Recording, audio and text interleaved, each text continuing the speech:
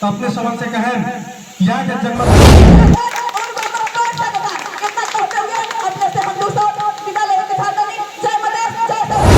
हर एक सदर मुकाम पर यातायात कार्यालय की तैयारी हो रही है। कैबिनेट से डिसीजन हो गया है, उसके लिए जगह या उपयुक्त स्थान हर एक यातायात कार्यालय में डिजिटल वरापट रखा जाएगा और उस जगह उस हिसाब से आगे।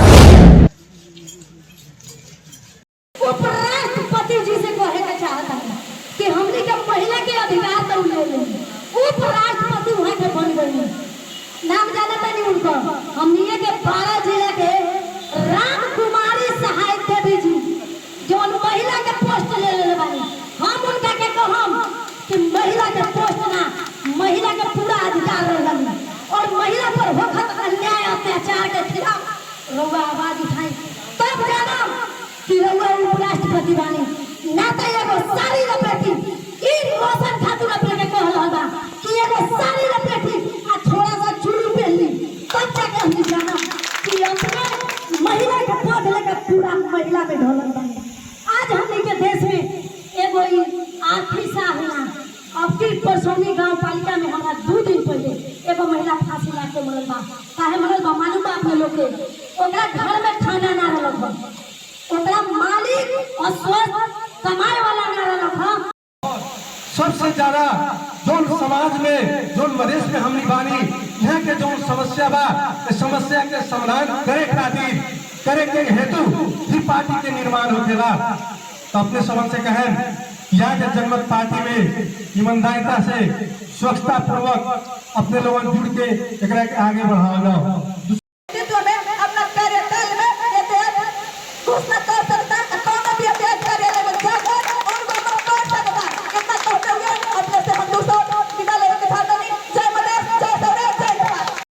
के बीच में एक नई आयाम के साथ, एक नई अवधारणा के साथ देश के नया विकास में नया अवधारणा हम लोग दे सकते हैं। मधेश से लेकर देश तक यह चीज पहाड़ी पार्टी के लोग भी या अन्य संगठन के लोग भी, सारे लोग भी जानने के लिए तैयार हैं।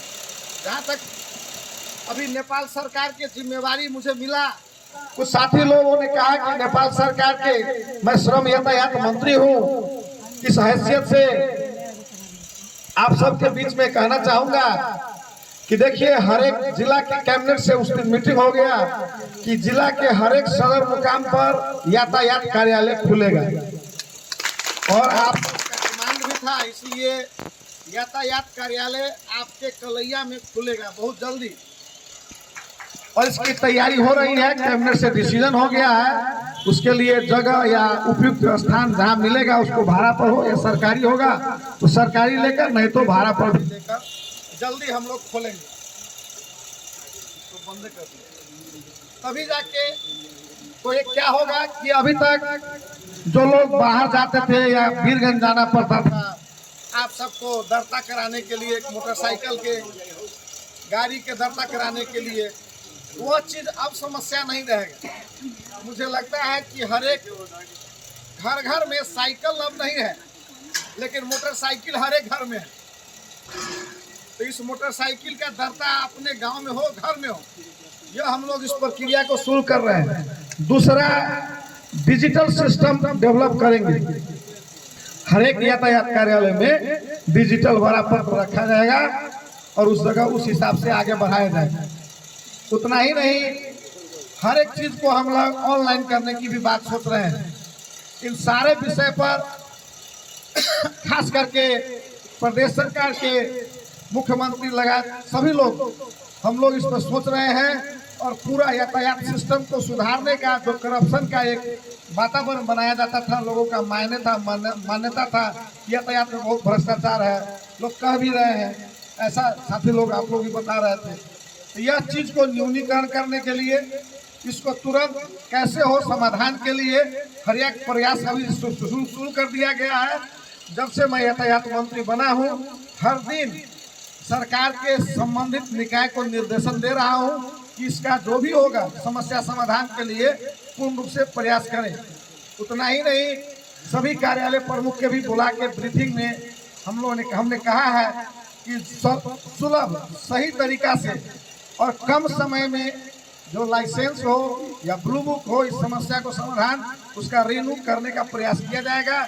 इसके लिए भी द्रुत गति में काम बढ़ा दिया गया है। अभी कुछ दिन टाइम तो लग सकता है, मुझे भी 10-15 ही दिन हुआ है, तो थोड़ा सा समझने दीजिए ऑफिस का प्रक्रिया।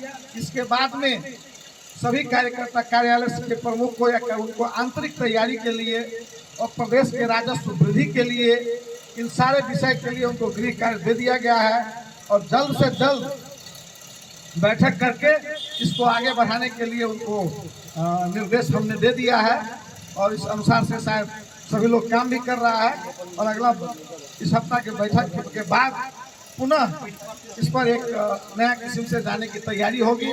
और सभी चीज़ आप लोगों को आजकल ये मोबाइल है, फेसबुक है, नेट का सिस्टम है और हर एक चीज़ हर एक आदमी को जानकारी इमीडिएट मिल जाता है, इसलिए इसकी तैयारी पूर्ण रूप से ऑनलाइन सिस्टम रखा जाएगा और सभी को जानकारी होगा।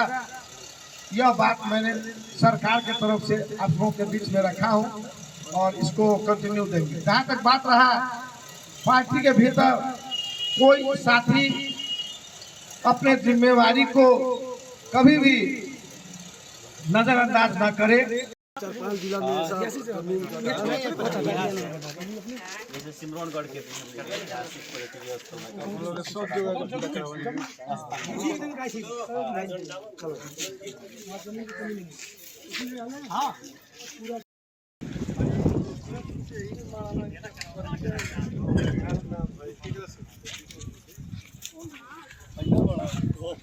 ये अपने के नाम पर तो अपने इनका नाम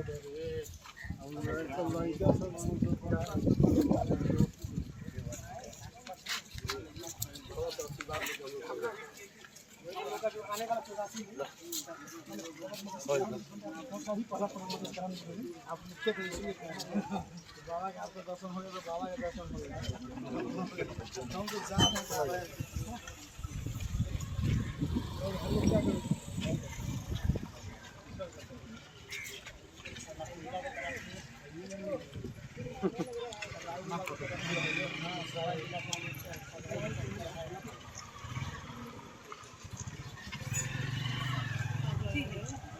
सबसे आज हमने बात करें चाहता नहीं जनमत पार्टी के महासचिव, राष्ट्रीय महासचिव और मध्य प्रदेश के श्रम तथा यातायात मंत्री माननीय चंदन सिंह जी से। मंत्री जी अपने आज 12 जिला में सबसे पहले अपने के स्वागत करे के चाहता नहीं। धन्यवाद।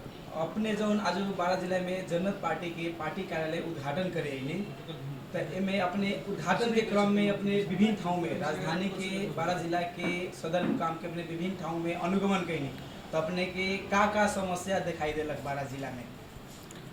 12 जिला ये थोड़ा पिछड़ल बानी और 12 जिला में खास करके हम देखा तानी कि जब विकास के वातावरण अगर बनायल जाए तो 12 जिला के अच्छा विकास हुई।